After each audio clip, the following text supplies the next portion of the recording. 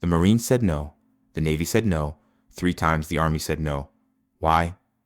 5'5" tall, 110 pounds, too young, too little, and looked like a kid. But what if I told you that kid would kill 241 enemy soldiers? What if I told you he'd get on top of a smoking tank destroyer that may blow up at any moment? And what if I told you that by the time he was 19, he would have won every medal for bravery that the United States could give? Some believe it was brave. Some people feel it was meant to be. What if it was something else, though? Audie Murphy was his name.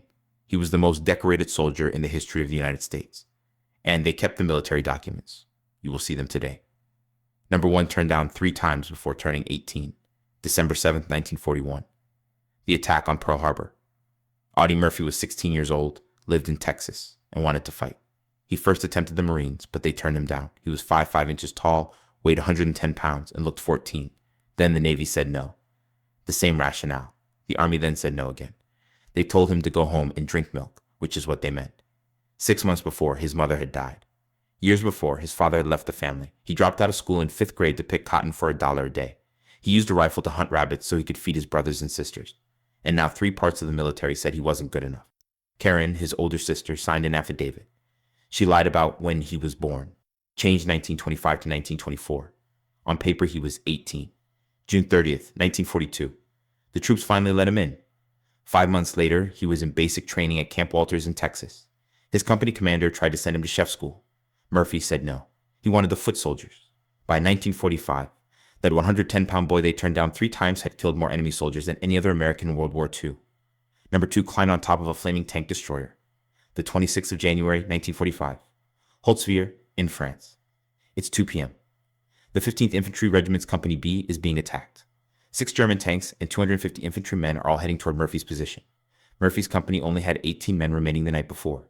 They had lost 102 of the 120 soldiers who had gotten to this point. Murphy was the only cop still alive.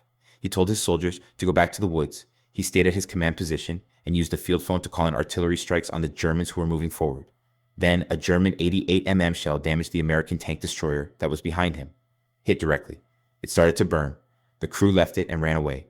Murphy stayed on the phone to direct artillery, but the Germans kept coming. 50 feet away, 10 yards. Murphy got on top of the tank destroyer that was on fire. The tanks of gas could blow up at any time. He grabbed the turret's .50 caliber machine gun and stood on top of the flaming car for the next hour, shooting at 250 Germans. He shot while hurt in the leg. The Germans got within 10 yards of him. He murdered them. He was surrounded by artillery fire. He kept giving coordinates while he shot the pistol. His bullets ran out after an hour. He climbed down, turned down medical help, and led his company in a counterattack. They made the Germans go. That day, Murphy killed or hurt around 50 enemy soldiers himself. He was 19 years old. They gave him the Medal of Honor, but the citation didn't say that he remained atop a blazing car for an hour. They just stated it may blow up at any moment. 3. The soldier with the most medals. At 19 years old. Audie Murphy had won 33 prizes and medals at the end of World War II. Every single American medal for bravery that was given out at the time.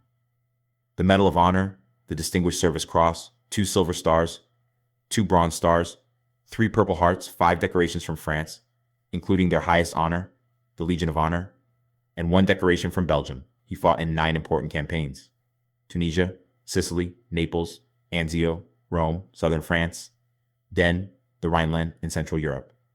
He was promoted from private to staff sergeant, then given a battlefield commission to second lieutenant, and subsequently to first lieutenant, all before he turned 20.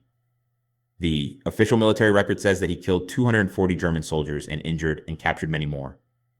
Historians think the real number was higher. S.L.A. Marshall, a historian of the military, looked at American soldiers in World War II and concluded that most foot soldiers didn't use their weapons very often in battle. They thought about it. Murphy never thought twice. He shot and hit what he was aiming at. When someone asked him after the war why he got on that blazing tank destroyer, he said 3 words. They were killing my buddies. Lieutenant General Alexander Patch gave Murphy the Medal of Honor on June 2, 1945, near Salzburg, Austria. Murphy was 19 years old, and the U.S. Army said at the time that there would never be another Audie Murphy.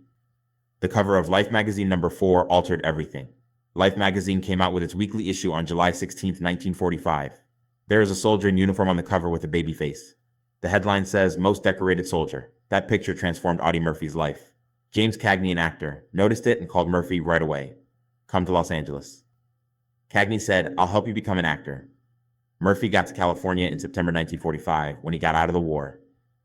Cagney had booked a hotel room for Murphy, but when Murphy got there, Cagney canceled the reservation and brought Murphy to his own house. Cagney remarked afterward, "I was shocked." Audie was quite skinny. His skin was a bluish-gray color. I was scared he could jump out of a window because he was so terrified. I brought him home and let him sleep on my bed. Murphy lived with Cagney for 3 weeks. After that, Cagney's brother hired Murphy for $150 a week. They taught him how to act, sing, and dance. 2 years went by. Murphy had small roles in 2 movies. Then nothing happened. He was poor by 1947 and lived above a gym, where he slept on a cot. Spec McClure, a writer from Hollywood, became friends with him and helped him write his autobiography, To Hell and Back. The book came out in 1949 and quickly became a national bestseller. Universal Studios wanted to turn it into a movie. Murphy answered no at first. He said that Tony Curtis should play him instead. Universal said no. They sought the genuine hero of the war. Murphy finally consented to play himself in 1955. 5. To Hell and Back. Made history in movies. 1955. To Hell and Back was released by Universal Pictures. Audie Murphy was himself. He acted out his own experiences in battle on television. The scene with the tank destroyer. The fights in Italy and Sicily where he saw his pals perish. Murphy was scared when they were filming. Later, director John Huston noted that the war scenes made Murphy think of his real-life tragedy and made him shake. But Murphy kept going. He owed it to the soldiers who didn't make it back. The movie came out in August 1955, with its first showing in Murphy's native state of Texas. There was a march. There were thousands of people in the streets. The movie was a huge success. It made $10 million at the box office. About $110 million today, taking inflation into account. And this is what makes it so amazing. Universal Studios' highest grossing movie was To Hell and Back. For 20 years, the record held. A small movie called Jaws broke everything in 1975. Take a moment to think about that. A war movie with a 55-year-old ex-soldier who had never acted before maintained the box office record for Universal for longer than any other movie until Steven Spielberg released a movie about a big shark. Murphy made roughly $1 million from the movie, which was his pay and a share of the profits. He made a total of 44 feature films, most of which were westerns. But the one that mattered was To Hell and Back, which wasn't about Audie Murphy the actor. It was about the guys who didn't make it home. Number 6 slept with a loaded rifle beneath his head. Audie Murphy came home a hero after the war. He couldn't sleep at night, even if there were parades, banquets, and magazine covers. The date was June 17, 1947. Murphy had a checkup. The doctor wrote down that the patient had headaches, threw up, and had nightmares about the conflict. Murphy told the doctor that he couldn't sleep without a loaded gun under his pillow. They used to call what we now call PTSD battle fatigue, or shell shock. There was no therapy or treatment, just sleeping tablets. Murphy grew dependent on the sedative Placidil. For years, he took it every night. During one of their fights, his first wife, Dixie Wanda Hendress, stated he held her at gunpoint. She saw him cry when he saw TV images of German war orphans. Murphy finally started sleeping alone in his garage with the lights on. He couldn't be in the dark. He couldn't sleep with other people around. Murphy recognized in the middle of the 1960s that he couldn't live without sleeping medications. He spent a week alone in a motel room. He stopped all at once. He was able to quit because of his strong will. The same resolve that kept him atop that flaming tank destroyer. After that, Murphy did something that almost no other veteran had done before. He talked about how tired he was from fighting in public. He gave testimony to Congress. He asked the government to look at how combat affects people's emotions and give veterans who are having trouble with what he had more healthcare services. 5 months after Murphy died in 1971, Congressman Olin Teague sponsored a bill to improve mental health care for veterans. The Audie L. Murphy Memorial VA Hospital opened in San Antonio in 1973. Murphy saved lives on the battlefield, and he saved lives after the war by speaking up when no one else would. Number 7. From being a Hollywood celebrity to being broke. Audie Murphy was making a lot of money by the end of the 1950s. He was one of the best Western stars in Hollywood. He bought a ranch in California where he raised and raced quarter horses. He put money into enterprises and played the lottery. Murphy was a big fan of horse racing. He lost a lot of money on bets. Murphy publicly said in 1968 that he had lost $260,000 in a poor Algerian oil deal. The IRS went after him for not paying his taxes. He was broke. He took every part in the movie he could find just to make ends meet. Westerns with a small budget. He quipped that he made the same movie roughly 30 times, just with different horses. By the early 1970s, Murphy was almost out of money. But this is what is amazing. Even though he was broke, Murphy wouldn't do advertising for cigarettes or booze. Many businesses offered him a lot of money. Every time he said no. Why? I don't want to show young kids how to do evil things. This man killed 240 enemy soldiers, won 33 medals, became a movie star, and when he needed money, he still wouldn't give up his principles.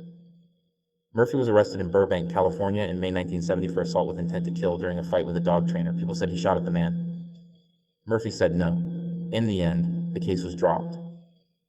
His rage, his lack of money, and his PTSD. Everything was now catching up to him. He died a year later. 241 is the eighth number. Confirmed deaths. The U.S. Army's official records say that Audie Murphy killed 241 enemies. But let's put that number in perspective. In World War II, most American soldiers didn't use their guns very often in battle. After the war, historian L.A. Marshall looked into this and concluded that only 15 to 20% of infantrymen actually shot at the enemy during firefights, fear, doubt, and moral struggle. Murphy didn't have any of that. He's been hunting since he was a child. He learned to shoot because he needed to. He told a friend once, if I didn't hit what I was shooting at, my family wouldn't eat that night. He had been shooting for years by the time he came to Europe, and he didn't think twice. Murphy's platoon was being shot at in Sicily. Most men didn't move. Murphy got up, yelled, "Follow me," and ran up a slope. Shooting from the hip, he took the position. He got a promotion to corporal. 2 days later, in Italy, he killed 4 German soldiers in close action and hurt 4 more while saving American lives. 2 days later, camouflaged Germans pinned down his company. Murphy crawled on his stomach and called in mortar strikes until 15 Germans were killed and 35 were hurt. And that was all before the tank destroyer thing happened. The Army called Murphy a natural soldier. He was good at making tactical decisions. He could quickly figure out what was going on in a fight. He stayed calm when other people did not. General George S. Patton is said to have declared Murphy the best soldier of World War II. Murphy did all of this by the time he was 19. A lot of folks who are 19 are in college. Murphy had killed 241 enemy soldiers and was directing artillery fire from a burning vehicle. Number 9. Mother died, father left, and I was an orphan at 16. Audie Murphy was born on June 20th, 1925, in a sharecropper's cabin in Kingston, Texas. Aunt Murphy, his father, was a sharecropper who could barely feed his family. Audie was the 8th of 12 kids. 3 of them died before they turned 18. The family was very poor, no running water or power. They relocated all the time and lived in shacks wherever EMTT could find work. Audie dropped out of school when he was 12 and just made it to 5th grade. He worked on farms for $1 a day, picking cotton, pumping gas, and doing anything else he could to assist his mother feed the family. Audie's dad left when he was 15. They just went out and never came back. Murphy later commented, "I hate anyone who quits." In May 1941, Audie's mother, Josie, died of heart illness. Audie was 16 years old.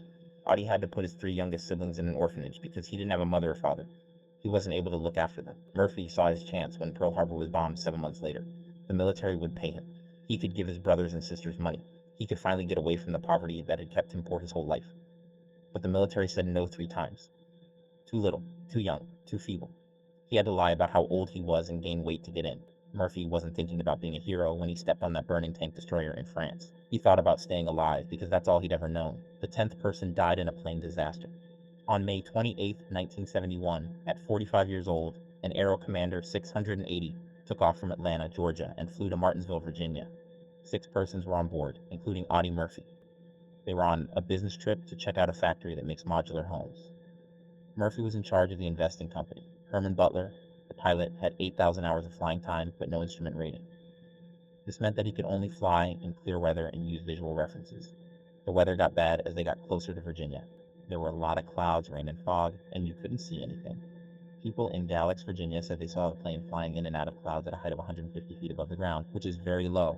The pilot tried to land on a road. He wasn't able to. He called the FAA in Roanoke on the radio and asked for a weather report. That was the last thing they said. The plane crashed into Brush Mountain, which is 14 miles northwest of Roanoke at 12:08 p.m. It hit the side of the mountain at 2,700 feet while going very fast. The crash ruined the plane. The fire after the crash burned up what was left. All 6 people on board died right away. 3 days later, on May 31st, the plane was found.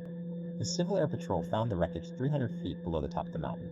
The National Transportation Safety Board concluded the probable cause: the pilot's decision to continue flying in severe weather at too low an altitude to clear the mountains. Audie Murphy was 45 years old. He'd survived 3 years of fighting in World War II, from fire, artillery, tank fire, burning cars, and he perished in a plane crash in Virginia because a pilot flew into clouds he couldn't manage. Murphy was buried with full military honors at Arlington National Cemetery on June 7, 1971. George H.W. Bush attended. Army Chief of Staff William Westmoreland attended. Members of the 3rd Infantry Division attended. Murphy's grave is one of the most visited at Arlington. More than 70 years after he stepped on the flaming tank destroyer, people still come to pay their respects. Murphy's widow, Pamela, filed a $10 million lawsuit against the aircraft's owner, Colorado Aviation. In December 1975, a jury awarded the Murphy family $2.5 million damages. Rejected by the military 3 times, climbed on a burning tank destroyer at 19, earned 33 medals, killed 241 enemy soldiers, became Universal's biggest star until Jaws, slept with a gun under his pillow, lost everything to gambling and bad investments, spoke publicly about PTSD when no veteran would, died in a plane crash, in the fog. Some warriors become heroes because they have no other alternative. Audie Murphy had no choice from the day he was born. Let us know in the comments. Like, share, and subscribe for more tales about genuine heroes who weren't born with privileges. They were born with something better. They wouldn't give up, even when everyone told them to. If you liked this video, please give it a thumbs up. It will truly help us get bigger.